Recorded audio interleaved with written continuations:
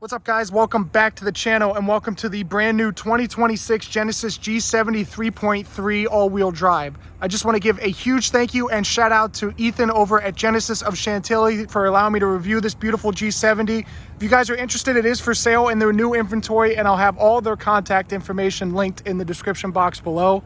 But in this video, we're going to be doing a full review and test drive of this G70. If you guys are unfamiliar, I actually used to own an Audi B9 S5, and this car, the G70, was near the top of my list when I was cross-shopping all the options in the kind of sports sedan or sports coupe class. So I'm really interested and excited to check one of these out all these years later because I think it is a really, really impressive car in this segment. The G70 was unveiled a few years ago, and unfortunately, it's actually been discontinued. I believe 2026 is the last model year. Like I said, it had direct competition with the Audi S4, the BMW 340i, and the Mercedes C43 AMG in the kind of small, compact sports sedan segment that kind of sits one level below the full M3s and the AMGs and stuff like that.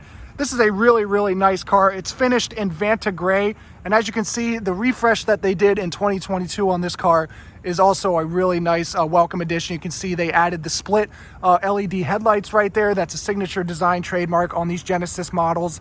You can see the Genesis grille right there with kind of the black chrome trim right here. You also have the camera up at front for the 360 system. You also have some of the adaptive cruise sensors up there as well. I do like how the hood also has a little bit of a 3D effect, if you will, that kind of swooping pattern, if you will. I think that was also shared with the GV80 Coupe that we reviewed, so that must be a common design element on Genesis cars. The really nice Genesis logo as well, finished in a little bit more of that dark chrome. And if we continue along, these are the optional wheels on the GV70 3.3. So you have the 19-inch 5-spoke wheels finished in gloss black here. You have the 4-piston front calipers right there, the Brembo units finished in red as well. The front tires are 225. I actually expected them to be a little bit bigger, but I guess since it's the all-wheel drive version, it's not needed. You have a fully functional vent right here on the front fender. I guess that's helped extract some of the airflow that occurs in the wheel well. Same nice dark chrome trim on the window surround here. This one is optioned. I'll go ahead and zoom in on the window sticker. You can see $55,000 starting MSRP. This one is around $57,000 all in. The wheelbase of the G70 sedan is right around 111 inches, and the total length is around 184. So like I said, it puts it squarely in competition with the Audi S4 and the BMW 3 Series. This one's also equipped with the full power sunroof. You can see it basically takes up like 75% of the roof. So a really nice large sunroof there.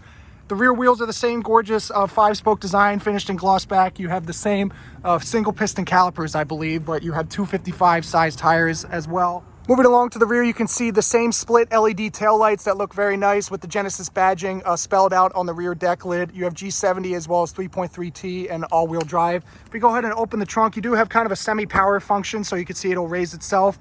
And you have around 10 cubic feet of storage back here, so it is class competitive, but I do believe the 3 Series offers a little bit more. Under the hood of the Genesis 3.3, as its name suggests, is a 3.3 liter twin turbo V6. It makes 365 horsepower and 376 foot-pounds of torque. It's connected to an 8-speed automatic transmission, and you can have your choice between rear-wheel drive and all-wheel drive like this car. Fuel economy is rated at 18 in the city, 27 on the highway. 0 to 60 is in the low 4 seconds at 4.3. And total curb weight, is right around 3,800 pounds. Let's go ahead and hop in the car, but before we do so, I'll show you guys what the key looks like. You have a very nice Genesis logo right here with a little bit of like a quilting pattern. You have the buttons on the side for lock, unlock the trunk, as well as the panic function. Smart key access, obviously, but the car is already unlocked, so we'll go ahead and just pull the door handle to open, obviously.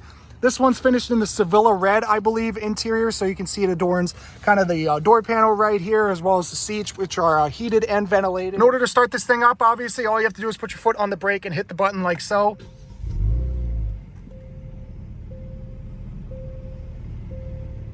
It does sound pretty good. We'll go ahead and put it down into a sport mode with the drive select button.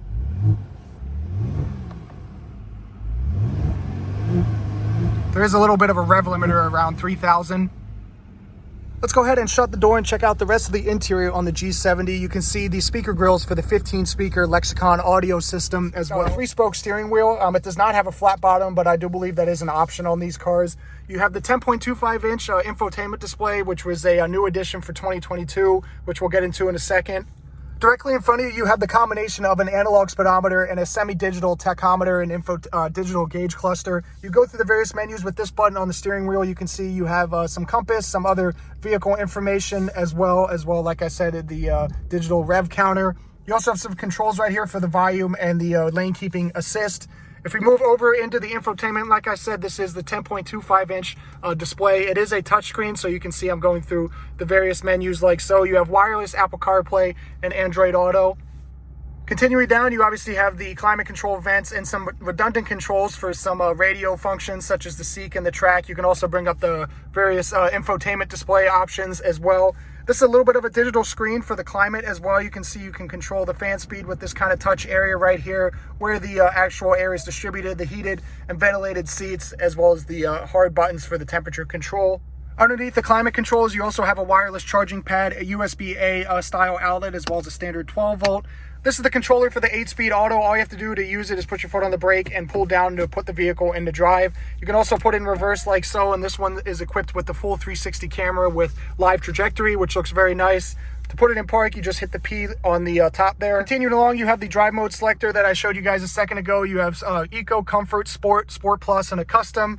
You also have some controls for the parking sensors, the auto hold for stoplights to bring up the camera system right here, as well as the electronic parking brake. Some cup holders right here, a full leather stitched center console as well with a USB Type-C outlet and some nice storage. Excuse some of the new vehicle wrapping, but very nice nonetheless. Let's go ahead and take a quick look at the rear seat in this gorgeous sunset lighting right here. We go ahead and pop the door open. You can see same beautiful red leather back here. Not too much space, obviously, because this is a compact sports sedan, but you do have a nice armrest right there, some USB-C charging outlets. Hi guys, welcome to a little bit of a sunset drive in the G70 3.3. Like I said, I was losing a little bit of daylight for the tour part, but this is my first experience driving one of these. I got to check one out kind of briefly when I was cross-shopping with my S5, like I said, but this is my first experience being kind of an extended period behind the wheel. Let's go ahead and test out the responsiveness of the paddle shifters for this 8-speed auto. Wow, this thing is quick. That was like really impressive, honestly. It feels a lot more punchy than even my S5 did, to be honest with you. The throttle response, we're in Sport Plus, like I said, the throttle response is almost instant. It feels really impressive, honestly. I know 0 to 60 is quoted at like 4.3 seconds. I guess that lines up. I mean, I'm not going to test it fully or anything on this drive, but still, that felt really, really impressive. It's also very quiet in here, which is surprising. I really do like that about this car. And as you can see, the blind spot detection and the gauge cluster, the live feed camera, is a really, really nice feature on these Genesis products. But if we take this turn right here, the body roll is really nice. Good power from the V6 as well. 375 horsepower, which is very much class competitive with the C43, the S5, and the 340i. This thing feels really, really nice. It feels really dynamic and sporty already. The ride is firm, but it's not punishing or anything like that. I would compare it very well to my Audi. They almost feel identical in that sense. They feel really nice as a daily driver, but you know, really can turn into a nice sporty car if you're looking for that.